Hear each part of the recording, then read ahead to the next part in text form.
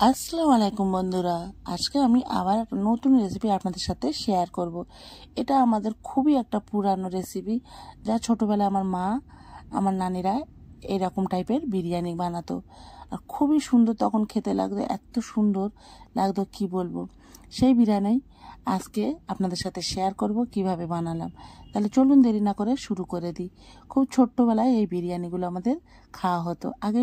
তাহলে চলুন দেরি না করে রেসিপিটি শুরু করে দিই। দেখুন, এখানে আমি যে ঘরের যে চাল আমরা রান্না করি সেই চাল নিয়ে নেব। এখানে আমি আমার পরিমাণ মতো নিয়েছি, এখানে আমি 1 কেজি নিয়েছি। আপনারা আপনাদের পরিমাণ মতো নেবেন। নিয়ে আমি আলু নিয়েছি, যেমনটা বিরিয়ানির আলু নেয় কেটে নেয় তেমনভাবে বিরিয়ানির আলু কেটে নিয়েছি।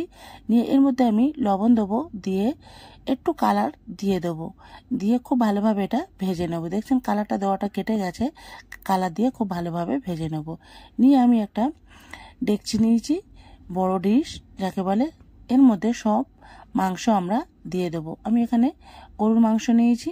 নিয়ে এর মধ্যে আমি 3 থেকে 4টে পেঁয়াজ দিয়েছি, লঙ্কা দিয়েছি, কাঁচা লঙ্কা, আর লবণ দিয়েছি। দিয়ে দেবো আদা রসুন পেস্ট দেবো 4 চামচ।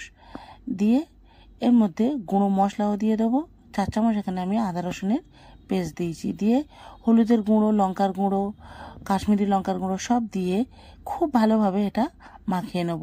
আর এর মধ্যে আমি তেলও দিয়ে দেবো।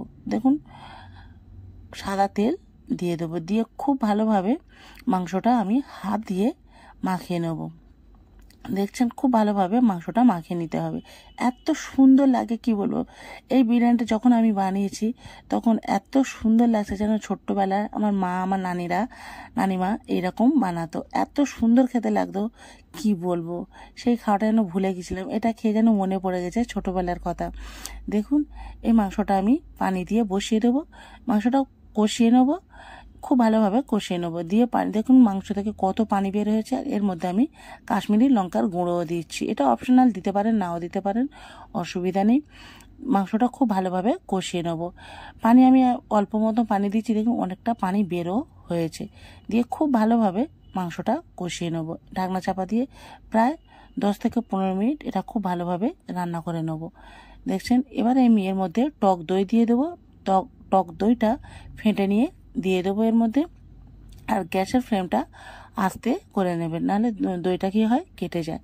দিয়ে আবার খুব ভালোভাবে মাংসর সাথে মিক্সড করে নেবো। আজকে কেন জানি না মাংসের থেকে এত ধোঁয়া বের হচ্ছে, আমার ভিডিও করতেই অসুবিধা হচ্ছে।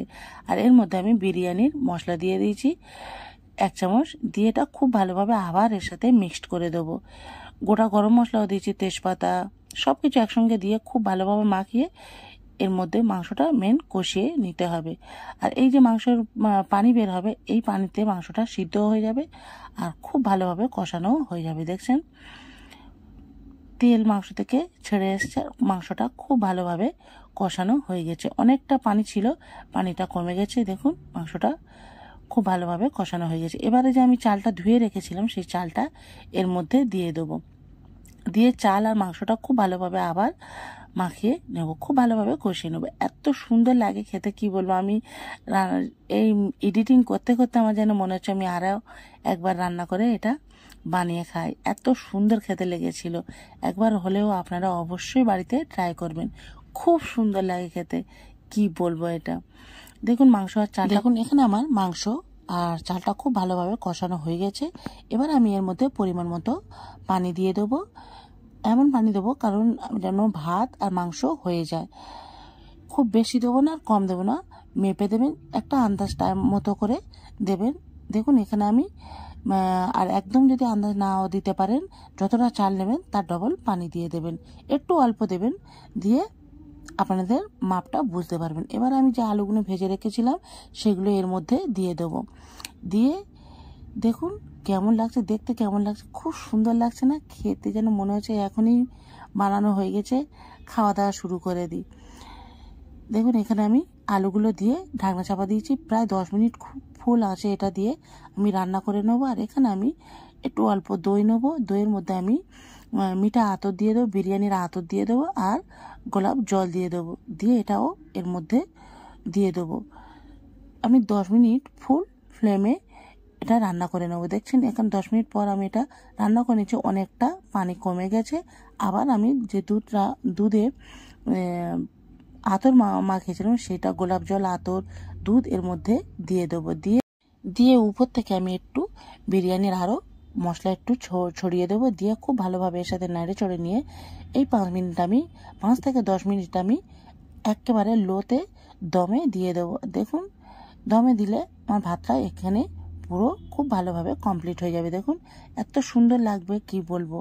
আর যদি মনে হয় যে না ভাত একটু বাকি আছে তাহলে আরও 5 মিনিট দমে দেবে। এখানে মনে হচ্ছে আমার ভাতটা আরও একটু বাকি আছে, আমি আবার 5 মিনিট দমে দিয়ে দেবো। একেবারে লো ফ্লেমে দিতে হবে। দিয়ে এটা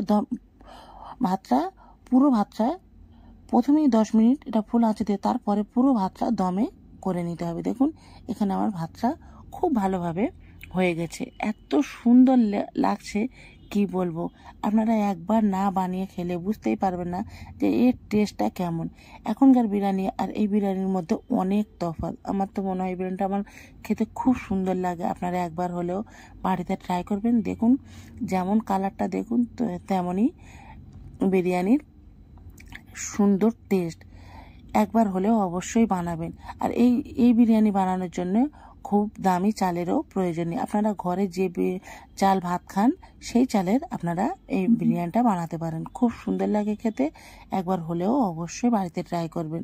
দেখুন এর কেমন দেখাচ্ছে, খুব সুন্দর লাগছে না? আমি কি বলবো, আমি তো এই বিরিয়ানির ফ্যান হয়ে গেছি। কি বলবো, আমি বারবার আপনাদের বলছি এই বিরিয়ানিটা একবার হলে অবশ্যই বাড়িতে ট্রাই করবেন। তাহলে আজকের আমার এই ভিডিও আপনাদের কেমন লেগেছে অবশ্যই কমেন্ট করে জানাবেন। ভালো লাগলে লাইক, শেয়ার, সাবস্ক্রাইব করবেন। দেখুন খুব সুন্দর লাগছে না?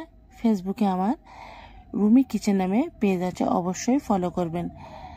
তাহলে আজকের ভিডিও এই পর্যন্ত। আল্লাহ হাফিজ, সবাই ভালো থাকবেন।